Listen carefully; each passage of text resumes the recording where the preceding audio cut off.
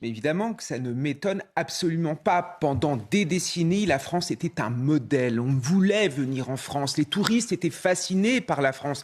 Paris était la ville lumière. Et aujourd'hui, aller à Paris, mais c'est devenu un enfer entre la saleté, le bruit, les embouteillages, mais surtout l'insécurité avec des transports publics qui sont gangrénés par les incivilités. C'est quelque chose qui n'est plus possible. L'été dernier, je suis allé en Pologne, je suis allé en Hongrie, je suis allé en Roumanie, mais j'ai goûté au plaisir de pouvoir me déplacer en toute quiétude et en toute sécurité. Je voyais des femmes qui étaient légèrement vêtues, parfois à 23 heures, à minuit dans les rues.